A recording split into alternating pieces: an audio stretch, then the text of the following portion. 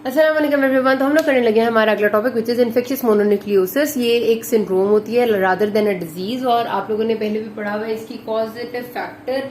Most commonly जो virus है वो है एप्स्टीन बार वायरस। ठीक है, हम लोगों ने भी ये लिखने 80% यही होता है, लेकिन बहुत रेयर कॉजेज हो सकते हैं कि साइटोमेगालो वायरस आ गया, ह्यूमन हर्पीस जो सिंप्लेक्स वायरस है या ह्यूमन हर्पीस वायरस 6 और 7 है वो भी कर सकते हैं। आपको पता जरूर होना चाहिए। टॉक्सोप्लाज्मोसिस भी कर सकते हैं, लेकिन most common Epstein Barr virus है। ठीक है, अच्छा, इन्फेक्शियस मोनोन्यूक्लियोसिस किस तरह से ये एप्स्टीन बार वायरस कॉज करता है, पूरी पैथोजेनेसिस क्या है, कोई भी नहीं पूछता। फाइनल ईयर में भी आपको जो चीज इंपॉर्टेंट है, मैं क्योंकि आपको वही चीजें ज्यादा क्वेश्चन में पूछी जाती है, वो पैथोलॉजी क्या थी, पैथोजेनेसिस क्या थी, वो आप पैथोलॉजी में पढ़ चुके हैं। अभी हम बात करेंगे कि इसके डायग्नोस कैसे करना है, इन्वेस्टिगेट कैसे करना है, मैनेज कैसे करना है। तो आपके इसके जो ना कार्डिनल फीचर्स होते हैं, 3 कार्डिनल फीचर्स आपने बिल्कुल भी नहीं भूलने। Fever, pharyngitis with cervical lymphadenopathy is the hallmark. ठीक है, आपके पास जब भी सिनेरियो देंगे वो हो ही नहीं सकता कि इन फीचर्स को मिस करें। ये तो तीनों लाजमी होते हैं, लेकिन यहाँ पर बच्चे बहुत कंफ्यूज हो जाते हैं कि इसमें ये एक सिस्टेमिक डिसऑर्डर है जिसमें बहुत सारे सिस्टम्स इन्वॉल्व हो रहे होते हैं, मतलब इस डिजीज में, इन्फेक्शियस मोनोन्यूक्लियोसिस में, इसीलिए इसको सिंड्रोम कहते हैं।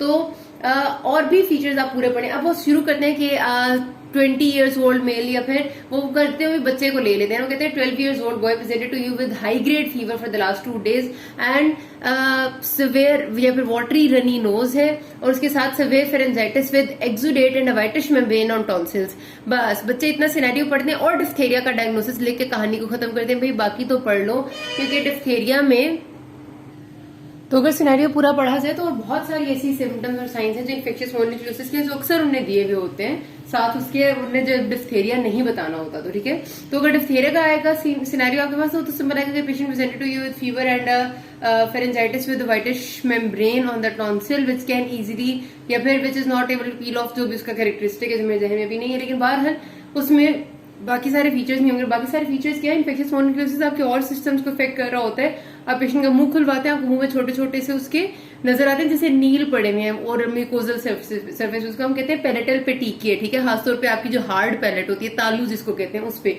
उसके साथ उसकी शक्ल आप देखेंगे, उसकी आंखें सूजी हुई नजर आएंगी। पेरीऑर्बिटल पफिनेस होती है, पेरीऑर्बिटल एडिमा होता है। उसके साथ साथ आप पेशेंट को देखेंगे जब एग्जामिनेशन करेंगे उसका सिस्टमिक, तो आपको स्प्लीनोमेगेली मिलेगी। ठीक है, उसकी स्प्लीन एनलार्ज्ड होती है। तो ये बहुत टिपिकल से फीचर्स होते हैं जो कि आपको हर सिनेरियो के साथ दिए हुए होंगे, ऐसा नहीं कि इनके अलावा दे देंगे। ठीक है, देन उसके साथ आपकी मैक्युलोपैपुलर रैश हो सकती है, एरिथमा मल्टीफॉर्म की रैश हो सकती है, तो वो सारी चीजें। लेकिन आपके पास सिनेरियो जो अभी तक मैंने देखे हैं, जितने सिनेरियोज आते हैं उन सब में ये चीजें तो गिवन है ही है कि patient presented to you with fever and runny nose था, उसके साथ उसको सिवियर फेरेंजाइटिस है, टॉन्सिल पे मेम्ब्रेन है, cervical lymph nodes are enlarged and palatal petechiae periorbital edema is present on examination splenomegaly was found। उसके बाद जब वो देते हैं आपको जो आपके ब्लड काउंट्स हैं, उसमें आपने टिपिकली एक चीज को जहन में रखना है कि यहाँ पर ये पेशेंट स्प्लीनोमेगेली के साथ साथ इसका लिवर भी इफेक्टेड होता है, जॉन्डिस होता है। ठीक है, jaundice is a very cardinal symptom. कभी कभार तो ए टिपिकल प्रेजेंटेशन में पेशेंट सिर्फ जॉन्डिस के साथ प्रेजेंट करते हैं, लेकिन खैर हमें वैसा सिनेरियो नहीं दिया जाता, हमें तो टिपिकली दिया जाता है ज्यादातर। अच्छा जी, तो जो हमारे आते हैं ब्लड काउंट्स, उसके बाद वो आपको देते हैं। ब्लड काउंट्स में आपने देखना, आपको पता है हर वायरल इन्फेक्शन में लिम्फोसाइट काउंट इंक्रीज होता है, तो लिम्फोसाइटोसिस होगा यहाँ पे। ठीक है, लिम्फोसाइट काउंट आपको मिलेगा, वो अक्सर बताते हैं 40% से ज्यादा, जबकि नॉर्मली ऐसा नहीं होता। ठीक है, तो 40% से ज्यादा आपको लिम्फोसाइट काउंट मिलता है। दैट इज कैरेक्टरिस्टिक कि कोई वायरल इन्फेक्शन है, तो फिर तो आपको बैक्टीरियल डिफ्थेरिया की तरफ सोचने का बनता ही नहीं है। इस तरह आप डायग्नोसिस उसका बनाते हैं। उसके साथ अक्सर उन्हें बिलिरुबिन जो है वो भी नॉर्मल से थोड़ा ज्यादा दिया हुआ होता है, जॉन्डिस को इंडिकेट कर रहा होता है। 2.5 या 3 दे देते हैं ग्राम्स पर मिलीग्राम्स पर डेसीलीटर के, नॉर्मल से मतलब ज्यादा होता है वो। तो इस तरह ये आपके इसके क्लिनिकल फीचर्स है। कॉम्प्लिकेशंस या इसमें डेवलप हो सकती हैं, मैं अभी आपको बताऊंगी, बहुत सारी तरह की हैं।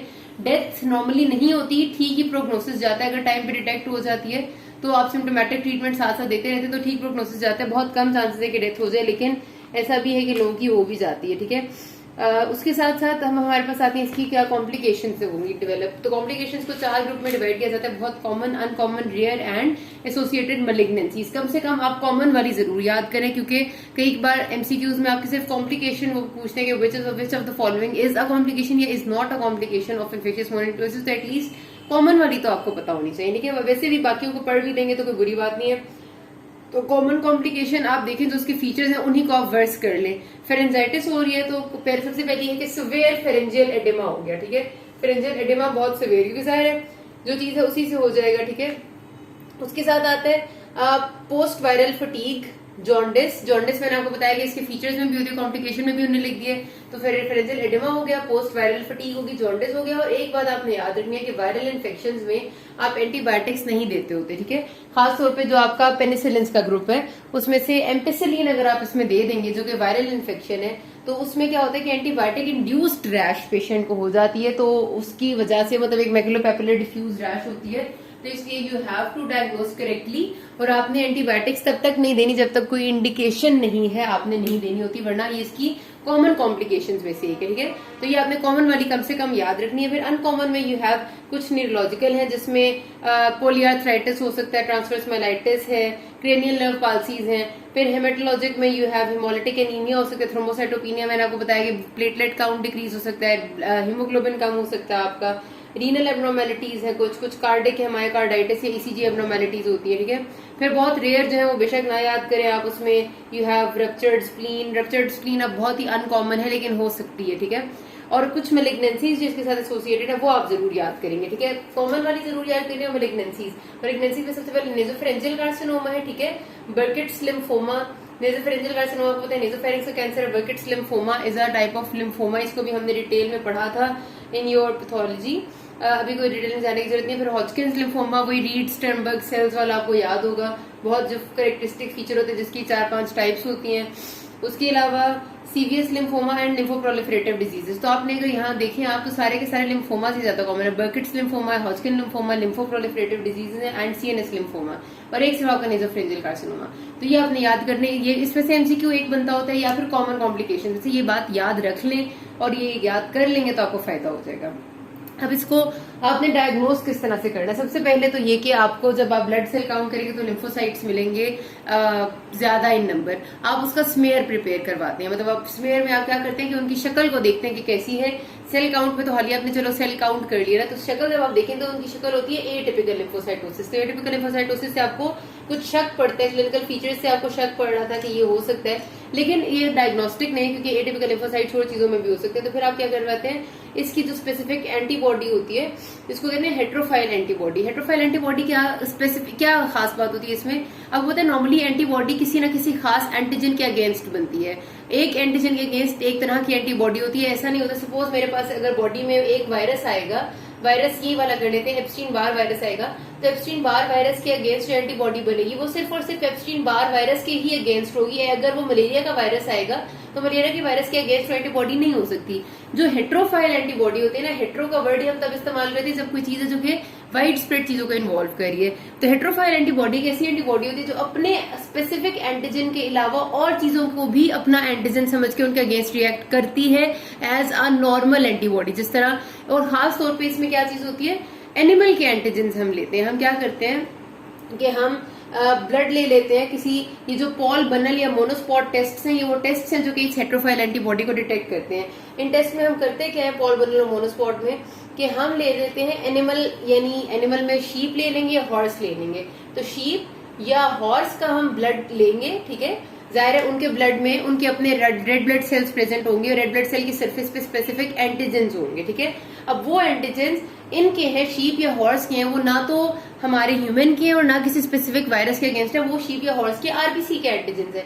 हम क्या करते हैं कि हम ये वाली जो एंटीबॉडीज होती है हेट्रोफाइल एंटीबॉडीज, इनको आरबीसीज ऑफ द शीप या हॉर्स से एक्सपोज करते हैं और हम देखते हैं कि बिल्कुल उसी तरह से क्लॉटिंग या एग्लूटिनेशन होती है जैसे एक जनरल एंटीजन एंटीबॉडी रिएक्शन में होती है उस एंटीजन और एंटीबॉडी की जो एक दूसरे के अगेंस्ट है, ठीक है। वैसे तो अगर एप्स्टीन बार वायरस के अगेंस्ट एक एंटीबॉडी होगी तो उसे शीप या हॉर्स की आरबीसी से कोई ताल्लुक नहीं होना चाहिए, लेकिन ये खास किस्म की जो एंटीबॉडी एप्स्टीन बार वायरस के अगेंस्ट बनती है इन दिस डिजीज, उसको हेट्रोफाइल इसीलिए कहते हैं क्योंकि वो शीप और हॉर्स की आरबीसी से अगेंस्ट पॉजिटिव रिएक्शन शो करती है, उनसे एग्लूटिनेशन करती है, इसको कहते हैं हेट्रोफाइल एंटीबॉडी। और जिस टेस्ट से इसको डिटेक्ट करते हैं, जिसमें मैंने आपको बताया कि हम इस शीप या हॉर्स के सीरम के साथ उसको मिला लेते हैं, उस टेस्ट को कहते हैं पॉल बनल या मोनोस्पॉट टेस्ट। ये याद रखें, this is again your MCQ ACQ viva question. अच्छा, उसके अलावा क्या हो सकता है, जो 100% डायग्नोस्टिक चीज है वो है आपका स्पेसिफिक एप्स्टीन बार वायरस की सीरोलॉजी, जिसमें आप आईजीएम एंटीबॉडी कराएंगे अगर अर्ली स्टेज ऑफ डिजीज है, आईजीजी एंटीबॉडी पॉजिटिव होगी अगेंस्ट एप्स्टीन बार वायरस, जो कि अगर देर से आप टेस्ट कराते हैं, ठीक है। हेट्रोफाइल एंटीबॉडी तो आपको बताएगी ना कि एंटीबॉडी की टाइप क्या है, लेकिन एंटीबॉडी है किस वायरस के अगेंस्ट, वो तो आपको सीरोलॉजी बताती है, ठीक है।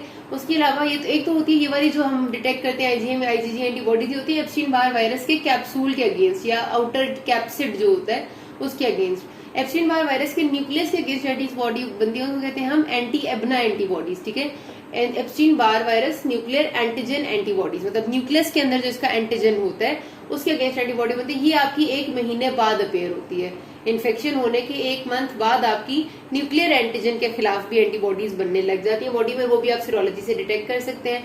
और अगर किसी पेशेंट को इसके कॉम्प्लिकेशन में एनकेफेलाइटिस डेवलप हो गया है तो फिर आप वहां से फ्लूइड लेके उसमें पीसीआर करा के डीएनए ऑफ द वायरस भी डिटेक्ट कर सकते हैं, ठीक है। तो बहरहाल ये इसके टेस्ट से कुछ इसे इन्वेस्टिगेट आप करते हैं, आपने यही लिखने हैं और कुछ भी नहीं लिखने की जरूरत। अब मैनेजमेंट इसकी बहुत सिंपल इसलिए क्योंकि इसमें हमने कोई खास दवाई नहीं देनी, सिम्टोमेटिक ट्रीटमेंट है, कोई एंटीवायरल नहीं है जो हम इसके अगेंस्ट देते हो। जो पेशेंट को सिम्टम डेवलप होता है उसको हम सिम्टोमेटिकली ट्रीट करते हैं, सपोर्टिव थेरेपी देते हैं, काउंसलिंग ऑफ द पेशेंट करते हैं कि आपने किस तरह से चलना है और ये डिजीज आपकी ऐसी है जो कि कम्प्लीटली खत्म नहीं हो सकती, कंट्रोल में रखेंगे इसको और वगैरह वगैरह, ठीक है। अगर आपने पेशेंट को बहुत सिवियर फेरेंजाइटिस आपको लग रहा है, जो आपको लगता है कि बिल्कुल भी सेटल नहीं हो रहा, तो आपने कल्चर करवाना है, फेरेंजाइटिस में से स्वैब लेना है उसके गले में से और कल्चर करवाएंगे। अगर थ्रोट स्वैब पे कोई बैक्टीरिया ग्रो कर जाता है, पहले आपने स्वैब लाजमी लेना है और कल्चर कराना है, उसके बाद अगर बैक्टीरिया की ग्रोथ आपको नजर आती है वहां पे तो आपने पेशेंट को एंटीबायोटिक स्टार्ट करवानी है, पेनिसिलिन दे देंगे। एम्पिसिलिन फिर भी आप कोशिश करें ना दें, एम्पिसिलिन से बड़ा रिएक्शन होता है तो एम्पिसिलिन ना दें, पेनिसिलिन हाली दे दें, ठीक है। और वो भी कल्चर की रिपोर्ट के बाद, उससे पहले नहीं, तो वो आप दे देते होते हैं पेशेंट्स को। और उसके अलावा अगर ये देखा गया कि सिवियर इन्फ्लेमेशन होती है जब यही फेरेंजाइटिस में, तो जाहिर साथ इन्फ्लेमेशन भी तो होती है या लिम्फेडिनोपैथी बहुत ज्यादा होती है, तो ग्लूकोकॉर्टिकॉइड्स का कोर्स 5 दिन के लिए 30 मिलीग्राम प्रेडनिसोलोन आप दे देते हैं ताकि उसकी जो बहुत एक्यूट सी डिजीज का फ्लेयर अप आया हुआ है वो थोड़े टाइम के लिए ठीक हो जाए, ठीक है। उसके लिए आप ये देते हैं। Else than that nothing else is needed, बस यही होता है कि पेशेंट कंट्रोल में रहते और उससे आपने उसका रेगुलर फॉलोअप पे इसलिए रखना होता है कि कॉम्प्लिकेशंस को डेवलप होने से पहले ही आप उनको प्रिवेंट करें या ट्रीट करें। तो यहाँ पर ये बात खत्म करते हैं, किसी कोई मसला हुई can ask me. Thank you.